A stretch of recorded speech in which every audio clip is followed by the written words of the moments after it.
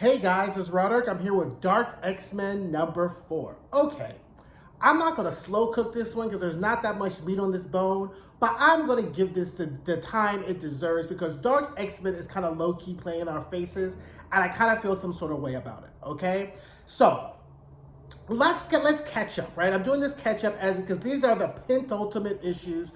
Most of them are going to be done next month at 5. So I want to do like where we are with this, right? Because how we got to this point will kind of explain why I'm kind of like high-key salty with Dark X-Men, right? So Dark X-Men starts off with Madeline in limbo, right? She's in limbo. Hellfire Gallus K has come and gone. Orcus is here. Warren shows up. Havoc is there. They're all hanging out. And Madeline decides that she's going to be the anti-Jean Grey, right? They've kind of retconned her to somehow now have like telepathic and telekinetic abilities, even though she never had those. But fine, okay, we're going to go on this ride and really try to make her kind of like the limbo-y Jean Grey, which again is so disrespectful to the memory, the name, the presence, and the abilities of the Jean Grey. But I sat on this ride, right? Now they go on this like BS mission, and what happens? Warren gets killed. Warren's gone. We have no more Warren. Now they introduce the Goblin Queen, which is this kind of limbo, the other dimension, multiversal version of Madeline without her humanity, but more goblin-y. And she's under control of these two Orcus necromancy agents, right? So this is kind of where we are, okay? Now we get this scene with Gambit and Rogue, right? And Rogue, and then, I've always been like on the fence of Rogue. I like Rogue. I don't dislike Rogue. She's Rogue, right? I was like, okay, cool, right? But Rogue is sitting there they're having this kind of like rendezvous because she's in the Unity Force, aka Uncanny Avengers. He's fool-la-laing around with Madeline, and they're having their kind of like lovely meetup because they're both busy. And Rogue is like, look, I don't trust Madeline. I don't know why you fucking around with her. I just move lightly. And Gambit's like, well, we've both been on the wrong side of being good, and sometimes Madeline, what we're doing is okay. We're trying to find mutants. Sometimes they come, sometimes they don't. Rogue's like, honey, just be careful because she can't be trusted. So anyway, Rogue just like flies off because Steve Rogers beeps her and she got to go do some Uncanny Avengers-ish, right? Now, at the Orcus Gulag, the Goblin Queen, and they're like, Orcus is like, look, those two Orcus agents, the Kroll and Valen, I think their name is like, look, Orcus ain't throwing us all this money for us not to have results. We done lost one thing, we need some results because we ain't trying to get obliterated and had to listen to Dr. Stasis and his slick ass mouth, right? So we need some results. The Goblin Queen's like, oh, I think I found the perfect way for us to get into Limbo and Madeline's castle or whatever like that. She calls it the Skeleton Key. We don't see what the skeleton key is at this point, but we know that she has something, right? Now, Madeline, Havoc, and Gambit are outside, and they rescue this mutant who's running towards them, and this mutant is called the Abyss, and his power is literally to suck people in to a cold, lifeless dimension. And then as he runs up to him, he's like, what's your name? And he's like, she made me do it, and they all get sucked into the Abyss. So then the Goblin Queen, Kroll, Valens, and their henchmen all walk into Limbo, right?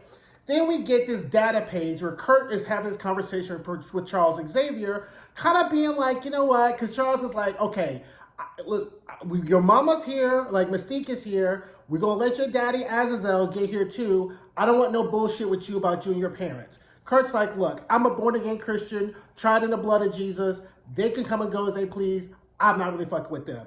Okay, Charles is like, I don't want no ish. Kurt's like, ain't gonna be no ish. That's our data page, right?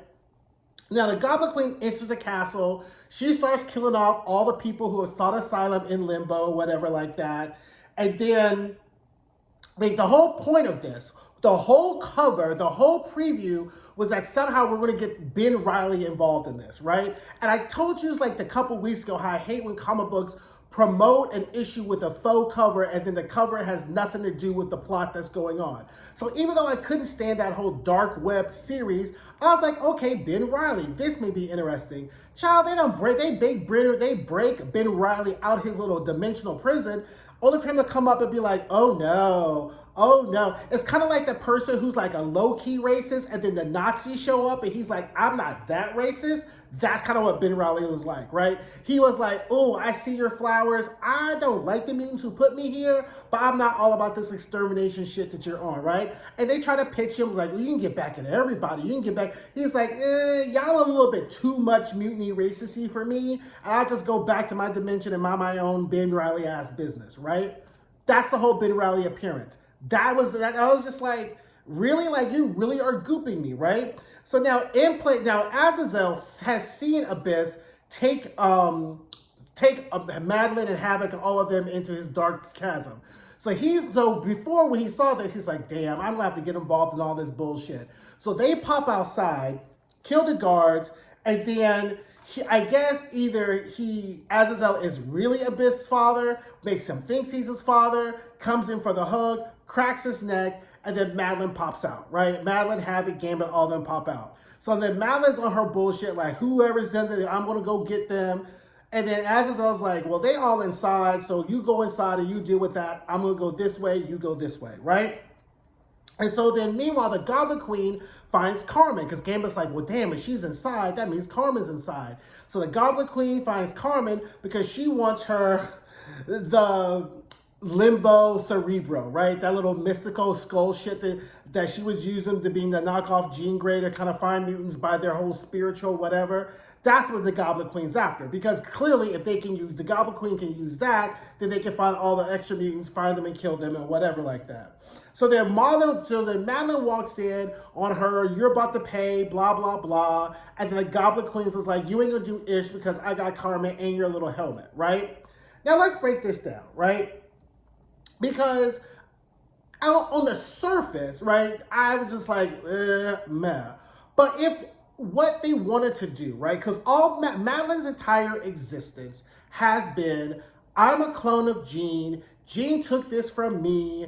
It's not fair, blah, blah, blah, right? So if they wanted to kind of give Madeline a taste of her own medicine by doing this Goblin Queen, because now Madeline is coming face to face with her clone, right? A knockoff of her. And if this bitch doesn't leave this experience somehow with more sympathy towards Jean and recognizing that just because you're a clone of somebody doesn't mean you get to do wild ass shit, I swear to God, I'm just going to go off on every fucking Madeline Pryor every time she shows up, right? Because that's the moral of the story, right? The whole goal is for Madeline to leave this experience with the Goblin Queen, yes, for them to triumph, but for Madeline to have some kind of empathy with Jean to be like, okay, well, they cloned her, made her of me, made her do bad things, kind of way Sinister cloned me and made me kind of do bad things. So maybe I shouldn't try to give Jean smoke every time she burps about something that's not really, relating to her, right? That would be a very great character arc. That would be a great transformation or great way for Madeline to kind of transgress or kind of traverse, right? Will they do it? My hopes are pretty low because Dark X-Men has been playing in my face the entire 4 issues, right? As I said, I feel like these are just money grabs just to kind of give us something until like the fall of the House of X, rise of the powers of X. I mean, they killed off Warren, which I'm still feeling high-key some way about. They retconned Madeline to have all these great powers. And we have not moved the needle. What have they done? If you look across the entire Fall of X books, right, the only person or people who are actually getting anything done is Synch, Talon, Rasputin, and Kitty.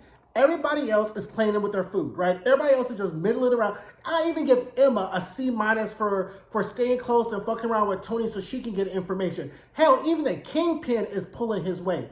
Everybody else is just flailing. Now, I recognize that's a great juxtaposition to have one set of people flailing, another set of people making the teams. But again, this isn't like 1965. These people are experienced X-Men here.